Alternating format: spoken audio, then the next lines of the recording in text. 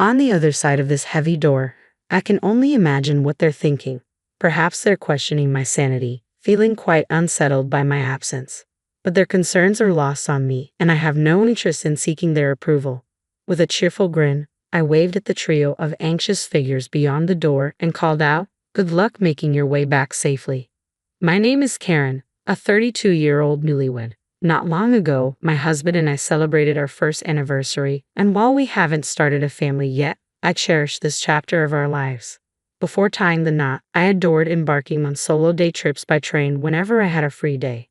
My friends often asked if I didn't feel lonely traveling alone, but I discovered a unique joy in wandering at my own pace, free from a strict itinerary. Though there was a hint of solitude, the thrill of exploration always outweighed it. I have a beloved travel magazine that I sometimes turn to for inspiration on my adventures. As my routine unfolded, I began to notice a curious coincidence. Wasn't that the same man I saw last week? It happened so frequently that one might call it fate, if they believed in such things. At first, it was a little unsettling, but it turned out he felt the same way. One day, he approached me hesitantly, saying, I'm sorry if I'm mistaken, but haven't we met before in different places?"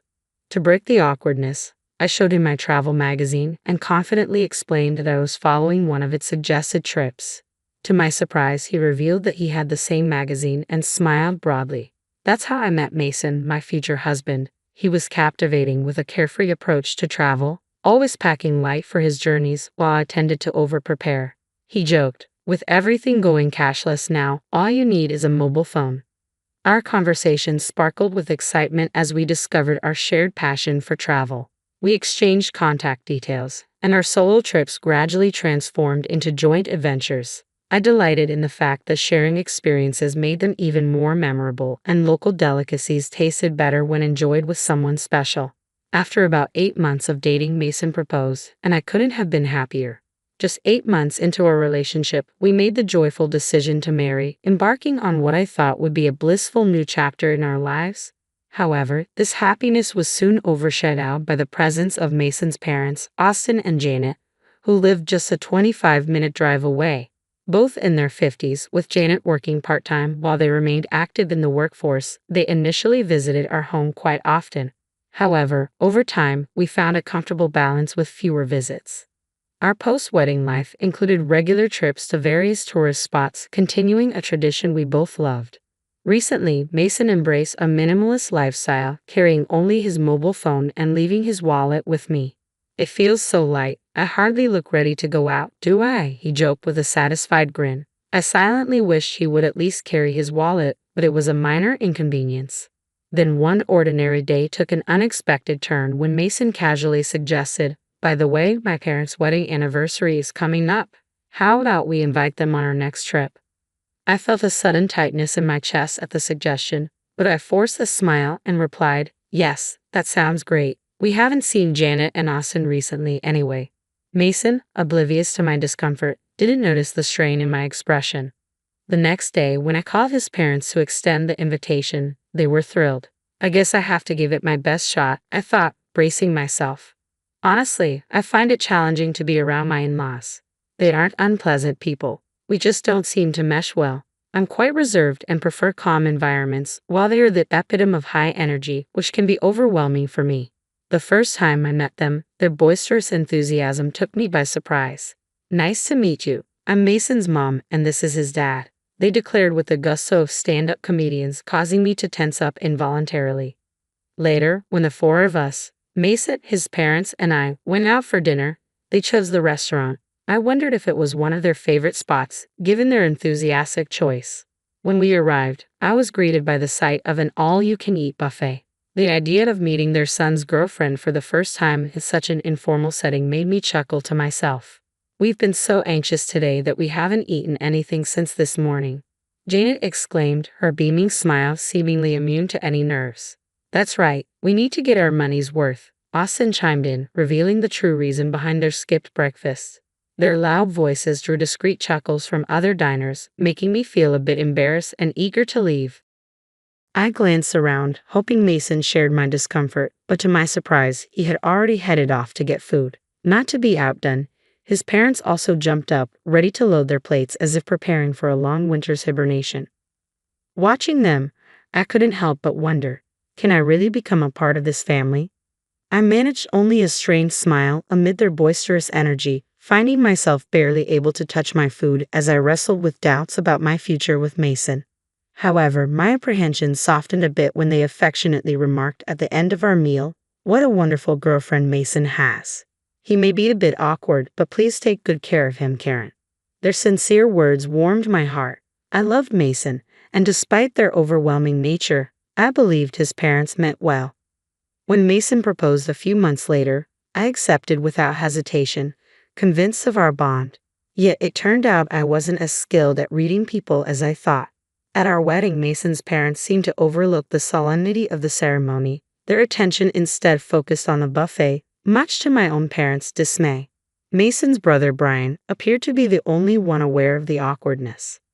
"I'm sorry my parents showed such an embarrassing side," he confessed, his face flushed. "It's really shameful. I learned from Brian that he lives alone and has a somewhat strained relationship with our in-laws. They once complained, 'That boy is always so noisy with his complaints.' Just recently, he had boasted about buying several eggs despite a one-per-person limit, to which I had scolded him. 'Annoy,' he retorted. 'Don't you feel guilty about benefiting yourself at the expense of others?' Hearing that made me realize the complexities of our new family dynamics. I couldn't help but wonder, isn't that a fair point? What's wrong with expecting a little consideration? My thoughts were stirred by a recent visit from my in-laws, Janet and Austin, to our new home. They arrived empty-handed, which wasn't an issue, but soon began rummaging through our shelves. "Isn't this the snack they're advertising on TV? I've been dying to try it. Oh, and this one too." They treated my carefully chosen snacks as though they were on a scavenger hunt.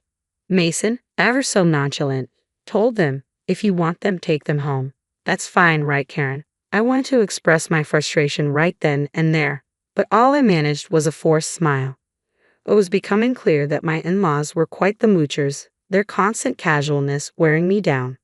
The demands of "I want this" and "give me that" wore me down in the early days of our marriage. They visited weekly, and each encounter left me feeling increasingly on edge. One day, I finally couldn't hold back my irritation any longer. "Mason, don't you think there's something off about Janet and Austin? They're kind of overbearing." My frustration boiled over into a full-blown argument, and Mason seemed genuinely perplexed by my anger. "No, not really. They've always been like this. Don't worry about it," he said, patting my shoulder. That only fueled my irritation further. "You kidding me? If this keeps up, I'll consider a divorce." My raised voice alarmed Mason, and he quickly intervened to put a stop to his parents' intrusive visits. Whatever he said to them worked, because our home life returned to a semblance of peace. However, the thought of traveling with them still made me anxious. On the day of the trip, I was taken aback to see them waiting, seemingly ready. "It's been a while. I heard you've been busy with work. It must be tough," Janet said, trying to make conversation. Despite her words, I was far from calm, especially when I noticed something odd. Janet and Austin, where's your luggage?" On closer inspection, I realized they hadn't brought anything with them, not even for a day trip. "Isn't it normal to bring at least a bag?" I asked. "We wanted to be ready to move quickly," they explained, leaving me bewildered and bracing for whatever might come next. As I complained about a sore shoulder, the response felt all too familiar and only added to my confusion. The trip unfolded just as disastrously as I had feared. Soon, it became clear that my in-laws had conveniently forgotten their wallets, feeding surprise with a casual, "That's strange, isn't it?" I watched them play innocent, and my unease deepened. I found myself contemplating whether it would be better to cut the trip short or cancel it altogether. Unfortunately, my concerns fell on deaf ears. An exasperated Mason reassured me, "My folks have always been like this. I'll cover for them, but I'll make sure they pay me back." It seemed the trip would proceed as his parents laughed and offered hollow apologies. All I felt was disgust. Even after we arrived at our destination, their rudeness continued. At a store, they complained loudly about the lack of free samples, exclaiming, "Wow, stingy, huh?" When I bought a drink and hadn't even taken a sip, Janet asked, "Can I have a sip? I'm thirsty too. I can't believe I forgot my wallet." I forced a smile as Mason finally intervened, saying, "Stop it, It's embarrassing. Look, I'll buy you one. Overhearing this, Austin muttered under his breath, "What a stingy woman." I bristled at his lack of compassion, thinking bitterly, I could say the same about you. I should have walked away then, but my stubbornness kept me there. The pattern repeated itself 2 more times. After seemingly enjoying our first trip, Janet contacted Mason to plan another. When I saw them at the station platform again, a chill ran down my spine. This time, they remembered their wallets. But when it came time to pay, Austin exclaimed, "Oh no, this is the wallet I used before." I rushed out in such a hurry. Their blatant lie was something only Mason seemed willing to believe. On the third trip, they forgot their wallets again. By then, it was clear their forgetfulness was intentional. I confronted Janet directly, asking, "Excuse me, but did you deliberately forget your wallet? You never intended to pay, did you?" My accusation made her face flush with anger, and Austin snapped back, "What a rude woman." Apologized to Janet. Fueled by long-held frustration, I stood my ground. "No way, both of you are just too greedy." Caught in the heated exchange, Mason appeared at a loss while curious tourists around us began to watch the spectacle. Noticing their gazes, Mason felt embarrassed and finally pleaded, "Stop it, please." Overwhelmed by the entire ordeal, I broke down in tears, feeling utterly disillusioned. As the confrontation reached its peak, the in-laws' reaction took an unexpected turn. Janet rushed over to a tearful Mason and, with Austin silently by her side, said, "I'm sorry, Mason. It was my fault. You're so kind to cry for me." I stood there, bewildered by their melodramatic response, my mind racing with one clear thought. This is impossible. All I could think was that I wanted a divorce as I watched tears stream down Mason's cheeks. Sensing the gravity of the situation, his parents lost their previously combative demeanor. "Karen, we know we're often in the wrong," they admitted. "It's Mason's money, but we've still taken advantage of him." Their repetition of "it's Mason's money" dripped with a sarcasm that revealed their lack of genuine remorse, confirming my suspicions that their forgetfulness about their wallets was intentional. Janet casually referred to Mason's money, oblivious to the fact that Mason and I both contributed to our finances. His salary was only slightly higher than mine, making our incomes nearly equal. Every outing with the in-laws recently had ended with them wanting something. "I want to buy this too. Maybe some gifts for the neighbors as well. What's that? Looks tasty. Hey Mason, buy that for me." Their endless demands had racked up shockingly high bills on Mason's credit card, and we had been living primarily off my salary for the past few months. At the time of our marriage, I had viewed our finances as shared, believing in spending within our means and not burdening each other. What infuriated me the most was Mason's reliance on cash during our travels. "What? Only cash here?" he exclaimed, pulling out his nearly empty wallet from my bag, which contained just a few coins. "No, I messed up. You know I don't carry cash," he said, devoid of malice. This still angered me, especially since I always covered my expenses. I couldn't help but feel that his parents thought I was freeloading off Mason's income while simply complaining. We split our living expenses, so their accusations were not only unfounded but deeply unpleasant. As I watched Mason cry, with Austin attempting to console him, I had a moment of introspection. "I'm sorry for being presumptuous," I finally said, deciding to diffuse the tension. "You guys go ahead on the train. I'll buy some drinks." Though reluctant, this decision was my attempt to restore some temporary peace. With a serene smile, I watched as Mason and the in-laws boarded the train. Their expressions shifted from happiness to panic when they realized I wasn't following. Sensing something amiss, Mason texted me, "Karen, are you coming? The train is about to leave." As the train doors began to close, I could see the panic etched on Mason's face. He seemed to be shouting something, but I was busy replying to his message. "I'm divorcing you. If your parents are so important to you, then live happily with them. Goodbye." I turned my back on Mason's frantic calls and texts, contemplating whether he even recognized the chaos he was causing on the train. Through the closing doors, his expression shifted from confusion to anger. "Hey, open this door. Are you crazy? I won't forgive you," he shouted, as if I needed his approval. I could see his parents yelling too, but their voices were drowned out in the noise of the train. Smiling at the bewildered trio, I muttered to myself, "Let's see if you make it back safely. Good luck." The train pulled away swiftly, vanishing from sight. As it departed, I felt a mix of relief and defiance. Knowing the next stop was quite a distance away, I hurried home to pack my things. I decided to stay with a friend while I figured out my next steps. Meanwhile, the barrage of messages from Mason continued until they abruptly stopped. His phone likely died. He often forgot to charge it overnight, and just that morning he mentioned it was at only 30%. Portable battery chargers are essential, he often said. Ironically, his essential charger was in my bag, along with his wallet. As I discussed my situation with my friend, my phone rang unexpectedly. It was Brian, Mason's brother. "Karen, I'm sorry. Did something happen?" he asked. Ryan explained that Mason's phone had run out of battery, and in his panic, he had dropped it, shattering the screen. Unable to contact me, the desperate in-laws turned to Brian. Instead of probing, he listened as I recounted everything about Mason and his parents, speaking without restraint. I could hear Brian's tone sharpen as I spoke. In the background, I caught snippets of the in-laws insisting that Brian, known for his articulate nature, would surely outmaneuver me in this argument. After I finished, Brian snapped, his voice taking on an authoritative edge. "Hey, you scoundrel. Are you stupid?" When Brian grew truly angry, his imposing demeanor surfaced. As the voice of reason, his words carried weight, and the in-laws' loud bickering echoed in the background.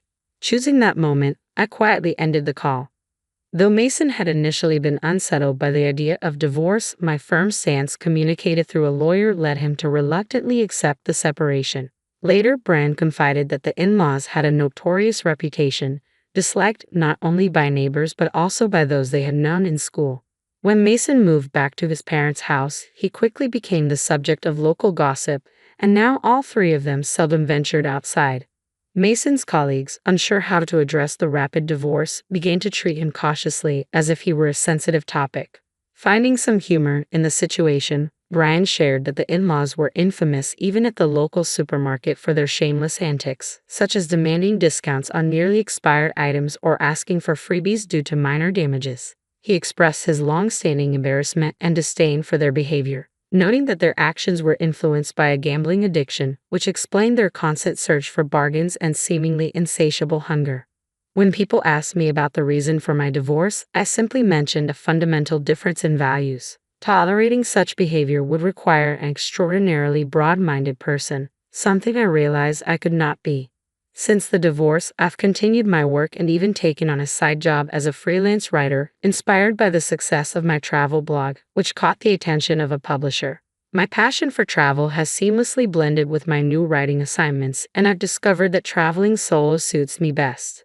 Last month, my writing earned me a decent income, enabling me to plan a vacation to a distant resort for some much-needed relaxation. At just 32 years old, I feel like my life is truly just beginning, filled with new possibilities and free from the turmoil that once clouded my happiness.